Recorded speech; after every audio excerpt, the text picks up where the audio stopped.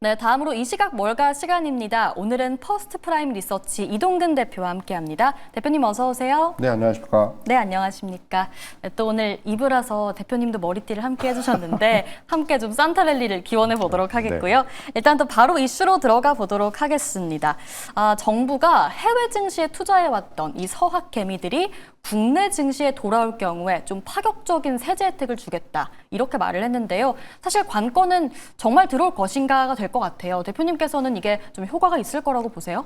사실 이제 오늘 나온 이런 뭔가 해외 주식 양도소득세 감면과 관련된 대책은 단순히 어떤 절세 혜택으로 접근하기보다는 환율이라든가 자본시장 전반을 동시에 이제 겨냥한 어떤 구조적인 어떤 그런 이제 조정이 아닌가 이런 말씀을 좀 드릴 수가 있을 것 같아요. 사실 이제 최근에 환율의 움직임들이 이전과는 확실히 다른 모습들을 보여주고 있다라는 거예요. 해외 주식 투자가 급증을 하고 있고 또 이제 기업 같은 경우도 달러 자산을 갖다가 계속해서 바꾸지 않고 보유를 하고 있다라는 거죠. 물론 이제 미국 투자의 어떤 증가라든가 이런 부분에 대한 계산이 있기 때문에 그런 거지만은 결국 이러한 흐름들이 원화 약세의 어떤 고착화로 연결이 되고 있고요. 이렇게 이제 달러의 유출이 가속화되는 상황에서 뭔가 이 부분을 해결하기 위해서 여러 가지 정부가 대책을 내놓고 있는데 이것이 어떤 규제라든가 또는 세금의 인상이라든가 이런 쪽으로 가면은 오히려 역효과를 낼 수가 있다는 거예요. 그렇기 때문에 이런 부분들에 대해서 이제 오히려 인센티브를 주는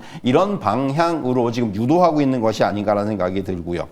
오늘 이제 나온 대책을 보면은 이제 미국 주식을 팔고 우리 주식을 사는 시점이 빨라질수록 세제 혜택이 커진다고 하잖아요. 네. 결국 이런 것들을 보면은 그만큼 지금 어떻게 보면 이제 환율과 관련된 대책이라는 측면이 강하다는 부분을 우리가 역시 느낄 수가 있을 것 같고요.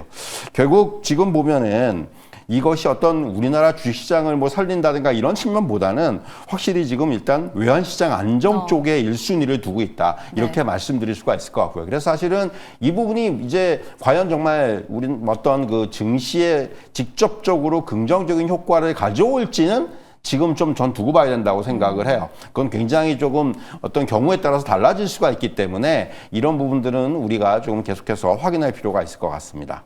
확실히 또 환율이 문제인 것 같은 게 이 외환위기 이후에 1,480원대로 이틀째 유지한 게 또 처음이라고 하더라고요. 네. 그래서 환율 방어 차원에서 또 이런 정책을 꺼내놓은 것 같은데 어떤 투자자분들이 또 이 정책을 잘 활용해 볼 수 있을까요? 사실 이제 예를 들면은 그런 거예요. 이게 지금 한도가 5천만 원이거든요. 이제 5천만 원이라는 게 아시겠지만은 이제 그 매도 금액 기준이란 말이에요. 그러면은 굉장히 자금이 많으신 분들은 사실은 그렇게까지 이 요번에 어떤 대책에 의해서 좀 수혜를 받으실 수 있는 폭은 상당히 적어요. 네. 오히려 이제 이런 분들이 그러니까 한 1,000만 원, 2천만 원 정도의 자금을 가지고 이제 미국 주식을 하셨는데 이게 대박이 난 거예요. 그래서 이제 수익금이 보니까 한 총액이 5천만 원이 되더라. 그럼 수익금이 한 100%에서 난 거잖아요. 네. 이런 분들은 상당히 절세 효과가 크겠죠. 만약에 이제 국내 주식으로 돌아온다라면은. 근데 이제 정말 한 수익률 한 20%, 25% 정도의 수익률이 났는데 그 정도에서는 사실 절세 효과가 그렇게까지 크지 않습니다. 그리고 또 하나는 뭐냐면은 저는 그런 생각이 드는 게 결국 이제 지금 특히 미국 주식이라든가 하시는 분들은 아시겠지만은 뭔가 이제 미국 주식에 대한 신뢰가 강한 분들이 많아요. 테슬라면 테슬라, 애플이면 애플. 우리가 이제 속된 표현으로 이제 굉장히 거기 이제 이 신앙이다 이런 표현을 쓰시는 분들도 있으신데 어쨌든 간에 그런 분들이 과연 이런 어떤 대책 정도에서 움직일 수가 있겠느냐라는 부분이 굉장히 중요하겠고요. 그러니까 대부분 미국 주식 하시는 분들도 그렇고 해외 주식 하시는 분들은 양도소득세까지도 이미 고려하고 투자를 하시는 분들이 상당히 많습니다. 그렇기 때문에 그런 분들한테는 실질적으로 과연 그런 분들이 돌아올까라는 그런 생각이 들기도 하고요. 결국 이제 오늘 우리 증시에서 우리 시장에서 환율 시장이 오늘 굉장히 다이나믹하게 움직였단 말이에요. 아침에 이제 1,485원을 찍고 나서 그것이 1,460원대로 떨어지더니만 결국 종가는 1,450원이 깨지는 모습이 나왔어요. 네. 그러니까 어떻게 보면은 지금 아침에 정부의 구두 개입도 있었고 여기에다가 이런 이제 또 어떤 그 서학개미들을 불러들이는 만한 그런 세제 관련 대책도 나왔었고 여기에다가 이제 국민연금의 이제 해지 관련된 부분들까지도 나올 수가 있다라는 그런 부분까지 아마도 반영이 된 것이 아닌가라는 생각이 드는데 결국 이제 어떤 지금까지 몇 번에 최근에 보면 계속해서 이제 정부의 환율 관련된 대책이 나왔음에도 불구하고 환율이 굉장히 움직이지 않는 모습을 보였는데 이제는 어느 정도 오늘의 움직임을 보면은 이제는 어느 정도 한 번에 고점은 나왔다 적어도. 그리고 뭐 여기서 이제 뭐 다이나믹하게 더 떨어질 것 같지는 않지만은 적어도 이제는 환율은 이제 조금씩은 안정되는, 적어도 한 1,450원, 60원 레벨 정도에서의 어떤 안정은 좀 나타나지 않겠는가. 네. 좀 이런 말씀을 드릴 수가 있을 것 같고요. 그런 쪽에서는 오늘 이런 세제와 관련된 대책이 어느 정도 그 심리적인 어떤 효과를 좀 가져온 것이 아닌가, 이렇게 좀 설명을 드릴 수가 있을 것 같습니다. 네, 또 환율의 단기적인 전망 얘기를 들어봤고, 그렇다면 또 이 서학개미들이 특히나 많이 담고 있는 종목들 있잖아요. 앞서 말씀해주셨던 테슬라 같은 종목들, 여기서 좀 자금이 확 빠져 나올 것 같다고 우려하시는 분들 분명 계실 텐데, 이건 걱정할 필요 없을까요? 사실 이제 제가 그런 말씀을 드릴 때마다 과연 테슬라의 그 수많은 주 중에서 우리나라 분들이 차지하는 비중이 얼마나 되겠느냐라는 말씀을 먼저 드려요. 네. 그러니까 물론 우리나라 분들이 테슬라 좋아하시고 이제 뭐 예를 들면 엔비디아도 많이 가지고 계시고 한 건 사실이지만은 전체 어떤 이 포지션에서 봤을 때 차지하는 비중은 그렇게까지 뭐 걱정할 부분은 아니라고 생각을 하고요. 네. 물론 그런 쪽에 대해서 일부 매도가 나오더라도 또 그런 분들은 또 수익이 많이 나신 분들이에요. 사실 제가 오늘 아까 흥미로운 자료를 찾다 보니까 흥미로운 자료를 좀 봤는데 지금 이제 미국장에 투자하신 투자자분들 중에서 수익이 나신 분들이 몇 퍼센트가 될 것 같으세요? 30% 정도요? 그보다 높아요. 어느 그러니까 정도인가요? 수익이 나신 분들이 딱 정확하게 반이에요. 51%가 수익이 나셨고 49%는 손실이에요. 네. 근데 51% 수익이 나신 분들도 전체적인 어떤 수익의 그 규모를 보면은 물론 대박이 나신 분들도 없진 않지만은 평균을 내보면 그렇게까지 금액이 크진 않아요. 수익률을 보면은. 네. 그렇기 때문에 사실 그런 부분들을 감안한다라면은 어떻게 보면은 미국 주식의 뭐 이런 가 있는 자금들이 이 조치를 통해서 이번 대책을 통해서 우리나라 주식으로 뭐 이렇게 다이나믹하게 넘어온다거나 이런 부분은 사실 저는 조금 이거는 우리가 얘기하는 실효성인 측면에서는 우리가 좀 더 확인할 필요가 있을 것 같고요. 물론 이게 지금 규모로 봤을 때 지금 미국 주식 달러 규모 해외 주식 보유가 한 250조 정도 되거든요. 10%만 넘으면 25조예요. 그렇기 때문에 사실은 어떻게 보면 지금 기대 수준은 그 정도가 될 것 같은데 과연 그러한 기대 수준을 충족시켜 줄 수 있을지 여부는 우리는 계속해서 확인할 필요가 있을 것 같고요. 다만 말씀드린 대로 심리적인 부분에선 분명히 이것이 환율의 안정이라든가 이런 쪽에는 긍정적인 효과를 낼 수 있다. 이렇게 저는 말씀드릴 수가 있을 것 같습니다. 네, 알겠습니다. 일단은 좀 제한적일 것이다라고 봐야 할 것 같습니다. 자, 이슈 얘기 나눠봤고요. 프리마켓 특징주로 넘어가서 함께 살펴보도록 하겠습니다. 우선 오늘 반도체 섹터에서 인텔의 흐름이 좀 안 좋습니다. 3% 넘게 밀리고 있는 상황이고요. 엔비디아가 인텔의 차세대 제조 공정 테스트를 중단하겠다라는 카더라 뉴스가 나왔는데 네. 이게 좀 큰 영향인가요, 대표님? 사실은 이제 9월 달에 양사가 대규모의 협업을 발표를 했어요.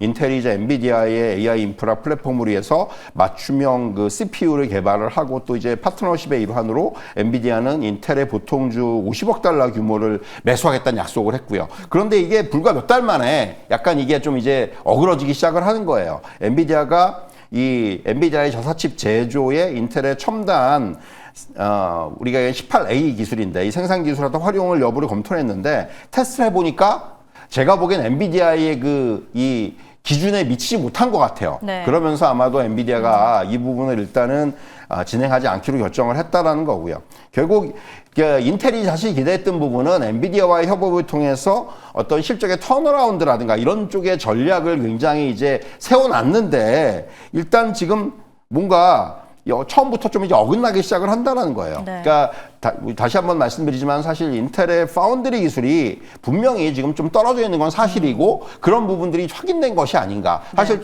뭐 TSMC의 파운드리 기술이 독보적인 건 사실은 최근에 이제 삼성전자가 많이 따라잡았지 않습니까? 네. 근데 아직까지 인텔이 그 수준까지 따라오기 위해서는 저는 시간이 필요하다고 봅니다. 그래서 엔비디아도 아마 그런 부분들을 한번 테스트해 보니까 안 되겠다라는 생각을 한 것이 아닌가. 그래서 사실 인텔의 주가가 최근에 이제 많이 올랐다가 지금 조정을 받고 있는데 이러한 뉴스들이 조금의 어떤 추가적인 주가의 하락도 불러일으킬 수 있는 그런 가능성도 있지 않겠는가 이렇게 좀 말씀드릴 수가 있을 것 같습니다.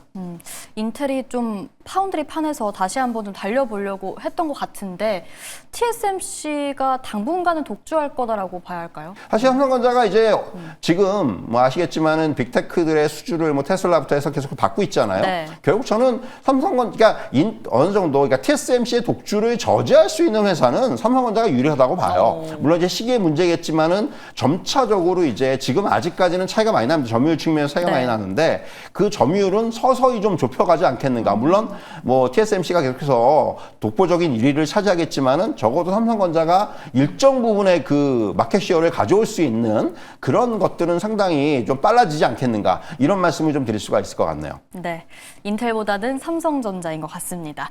자, 인텔 얘기 나눠봤고 다음으로 나이키를 한번 보도록 할 텐데요. 이 팀쿡이 4회사로 있다고 하더라고요. 네. 근데 내부자 매수에 나섰습니다. 네. 이게 또 긍정적인 영향을 주면서 오늘 나이키 주가가 2.6% 상승 중입니다. 짚어볼까요? 사실 나이키가 최근에 악재가 많았습니다. 뭐 네. 이제 분기 실적도 안 좋았고 네. 여기에다 이제 특히 중국 시장에서의 매출 부진이 굉장히 뼈아팠는데 이런 시점에서 팀쿡의 추가 투자는 상당히 의미가 있어요. 말씀하셨다시피 팀쿡이 2005년도부터 나이키의 사회이사입니다. 그리고 이제 지금은 뭐 굉장히 나이키 내에서 차지하는 포지션 자체가 굉장히 좀 이제 중요한 위치에 있는 사람인데 그런데 이제 이번에 300만 달러 정도의 규모의 추가적인 매수를 하겠다. 이래가지고 이제 이번에 이제 그 보유까지 하면은 거의 지금 한 10만 주 넘는 주식을 보유하게 되거든요. 네. 그런 부분들을 감안한다면은 뭔가 이제 나이키가 여기서 이제 하나의 또 그러니까 주가가 이제 워낙 안 좋았으니까 바닥을 좀 확인할 수 있는 그런 모멘텀이 되지 않겠는가 하는 생각이 들어요.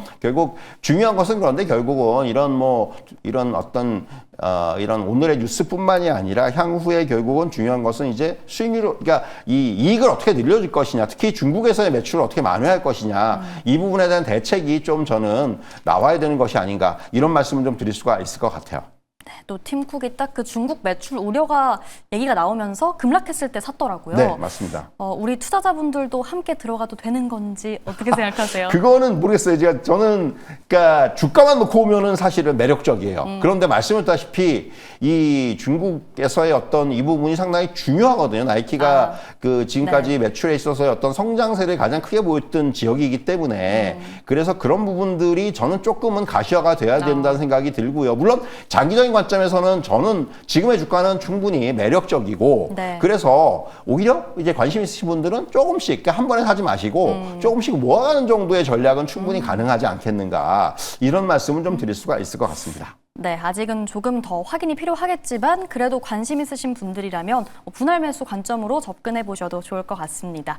자, 나이키 얘기를 해봤고 다음으로 UiPath라는 종목인데요. 이게 지금 7% 가까운 상승세 보여주고 있거든요. 네. 이거 왜 그럴까요? UiPath는 자동화 소프트웨어 기업인데요. 요번에 이제 그 S&P 그 정기 이제 그 변경이 있습니다. S&P 미드캡 400 지수 편입이 돼요. 네. 원래 이제 이게 그러니까 스몰 캡 쪽에 있다 이제 미드캡으로 올라가는 거죠. 이게 1월 2일부터 반영이 됩니다. 그래서 사실은 이제 어느 정도 미드캡으로 올라가게 되면은 이제 그 기관의 매수세라든가 이런 부분들이 상대적으로 조금 더 이제 늘어나는 효과가 있습니다. 그렇기 때문에 그런 부분에 대한 기대감이 작용을 하면서 주가가 오늘 뭐 지금 프리마켓에서 한 7% 가까이 상승을 하고 있고요. 뭐 회사 자체는 지금 이런 자동화 소프트웨어라든가 이런 쪽에서 상당히 좀 이제 기술력을 가지고 있는 회사이기 때문에 여기에다 이제 말씀드린 대로 새로운 이제 지수 편입이라든가 이런 부분들이 좀 재료로 작용하면서 주가가 조금은 이제 하나의 모멘텀으로 받지 않겠는가 이런 말씀은 좀 드릴 수가 있을 것 같습니다. 네, 알겠습니다. UiPath 의견 들어봤고요. 마지막으로 항공 방산주 이야기를 좀 해볼까 합니다. 최근에 모건 스탠리가 항공주, 방산주 강세가 지속될 것이다라는 의견을 내놓기도 했는데요. 어떻게 보세요, 대표님? 사실 이제 저도 그런 생각은 해요. 계속해서 지금 이제 뭐 각국의 어떤 그 군비에 대한 확대라든가 그리고 이제 계속되는 어떤 지정학적 리스크라든가 이런 부분들은 새해에도 변함이 없을 겁니다. 네. 그러면 결국 방산 업종이 가지고 있는 환경 자체는 긍정적이라는 얘기고요. 오늘 같은 경우 사실은 이제 보잉이라든가 로키드 마틴이 동시에 좀 어떤 그 뉴스가 나왔는데 그러니까 미국 국방부가 보잉하고는 이제 20억 달러가 넘는 규모의 B-51 폭격기 엔진 교체 관련한 이제 그 수주를 네. 줬고요. 그리고 로키드 마틴한테는 그 C-130J 수송기 관련된 또 이제 100억 달러 규모의 수정 계약을 맺었습니다. 그러니까 지금 미국 국방부가 이 대표적인 우리가 얘기하는 항공방산의 대표적인 두 기업하고의 어떤 수주를 맺으면서 여전히 이제 이런 그 방산주들에 대한 어떤 수주의 지속이라든가 그리고 이제 여기 실적이라든가 이런 부분들은 계속해서 따라올 수 있다라는 그런 기대감들이 좀 나올 수가 있을 것 같고요. 뭐 지금 사실 미국 방산주보다는 저는 오히려 유럽 쪽의 방산주라든가 이런 쪽에 최근에 어떤 흐름이라든가 이런 부분들이 상당히 네. 긍정적으로 나타나고 있기 때문에 어떤 말씀드린 대로 방산 업종에 대한 전반적인 어떤 이 뷰는 여전히 긍정적이고 이제 특히 이제 미국 내에서는 저는 계속해서 보고 있는 것이 전에도 말씀드렸지만은 우리가 얘기한 드론 관련주라든가 네. 이런 쪽에 대한 관심이 조금 더 이제 계속해서 지속이 돼야 되지 않겠는가 이런 말씀을 좀 드릴 수가 있을 것 같습니다. 네, 알겠습니다. 이렇게 프리마켓 특징주 이야기 모두 나눠봤고요. 이제 오늘의 종목 픽으로 넘어가 보도록 하겠습니다. 우선 모아가는 종목부터 살펴볼까요? 예, 모아가는 종목은 여러분 너무 잘 아시는 JP 모간 체이스입니다. 그러니까 총 자산 규모가 4조 달러고 IB 부문은 세계 1위고요. 은행 예금 시장에서도 점유율이 한 12% 정도 되는 미국 1위의 투자은행입니다. 그러니까 이제 흥미로운 것이 내년 이제 투자 및 지출 규모를 1,050억 달러까지 늘리겠다고 얘기를 했어요. 무슨 얘기냐면은 네. 굉장히 공격적인 투자고 외형 확대와 함께 생산성이라든가 수익성까지 동시에 강화하겠다라는 그런 이제 의도가 읽히는 그런 투자의 결정이다 이렇게 말씀드릴 수가 있겠고 무엇보다도 AI 투자를 강화시키면서 리스크라든가 크레딧 부문에서의 역량 강화 그리고 고객 응대 강화 뭐 백오피스의 자동화 이런 것들을 이제 주요 골자로 삼고 있다 이렇게 말씀드릴 수가 있을 것 같아요. 3분기 지금 매출액 보면은 시장 예상치를 상회를 했고 EPS도 역시 상회를 했는데 중요한 것은 4분기 실적이 되겠죠. 네. 내년 1월 13일에 공개 예정입니다. 4분기 실적도 뭐 계속해서 최근의 흐름을 보면은 긍정적으로 예상이 되기 때문에 역시 이제 JP모건 체이스 같은 종목은 꾸준하게 우리가 봐야 되는 그런 종목이 이렇게 말씀드릴 수 있겠고 주기는 주 1회 정도 기간은 5년 이상으로 제시해 드리도록 하겠습니다. 네, 2026년이 또 IPO의 해라고 불리는 만큼 JP모건 체이스도 수혜를 받을 수 있지 않을까 좀 이렇게 생각을 해보고요. 주 1회로 5년 이상 모아가는 종목 전략 참고해보시면 좋을 것 같습니다. 자, 바로 이어서 단타 칠 수 있는 도전 종목 살펴보겠습니다. 예, 독시미티라는 종목이에요. 독시미티는 어떤 회사냐면요. 의료 종사자용, 주로 의사들이 되겠죠. 이들을 대상으로 한 네트워크 플랫폼 업체예요. 그러니까 올해 주가가 굉장히 안 좋았습니다. 지금 차트를 보시면은 1년 내내 빠졌어요. 이게 왜냐하면은 미국 정부의 어떤 이 의약품 관련된 정책 불확실성이 부각이 되면서 제약사들이 광고비 집행을 보수적으로 진행을 하면서 이 실적이라든가 이런 부분에 대한 우려가 좀 있었다라는 거예요. 그래서 주가도 안 좋았고. 근데 9월 달에 FDA가 종전에 허용해 왔던 간략 위험 고지 규정을 폐지했습니다. 그러면서 모든 부작용 정보를 광고에 포함을 해라. 이렇게 되면은 TV 광고는 하기가 어려워져요. 상당히 제약 조건이 많아져요. 네. 그러면은 제약사 입장에서는 의료진을 대상으로 한 마케팅을 강화할 수밖에 없고 그러면 독시미티 같은 플랫폼에 광고를 집행할 수 있는 비중이 늘어난다는 얘기예요. 그래서 사실은 이 부분이 최근에 어떤 주가에는 상당히 긍정적으로 작용할 수 있는 모멘텀이 될 수 있을 것으로 보여지고요. 사실 시장의 우려 때문에 주가는 빠져 있는데 네. 막상 매출이라든가 EPS를 보면은 나쁘지가 않아요. 시장 기대치를 상회하고 있고 잉여현금 흐름도 지금 거의 1억 달러에 가까운 잉여현금 흐름을 갖고 있기 때문에 시장이 우려한 만큼의 펀더멘털에선 요인은 없어요. 그런데 걱정 때문에 빠진 건데 이제 걱정을 부식시켜줄 수 있는 그런 재료가 나왔기 때문에 오히려 저는 지금 굉장히 찬스가 될 수가 있다는 말씀을 드릴 수가 있겠고 그래서 뭐 지금 정도면 주가는 바닥입니다. 그래서 무리가 없는 수준이고 목표가는 1차적으로는 50달러를 정해드리겠고요. 이 종목은 저는 좀 길게 가져가도 된다고 생각을 해요. 네. 그리고 손절 라인은 38달러로 제시해드리겠고 만약에 목표가를 달성하더라도 흐름을 보시면서 추가적인 보유도 가능하다 이렇게 말씀드리도록 하겠습니다. 네, 오늘의 도전 종목 모아가도 되는 종목이라고 하셨습니다. 독시미티고요. 매수가는 현재 정도 43에서 44달러로 잡아보시면 좋을 것 같고요. 목표가는 50달러, 손절가 38달러 참고해 보시기 바랍니다. 네, 오늘 저희가 준비한 내용은 여기까지입니다. 이제 5분 뒤 뉴욕 증시 개장하는데요. 오늘 조기 폐장한다는 점 한 번 더 체크해 주시고요. 저희는 크리스마스 쉬고 금요일에 다시 찾아뵙도록 하겠습니다. 고맙습니다.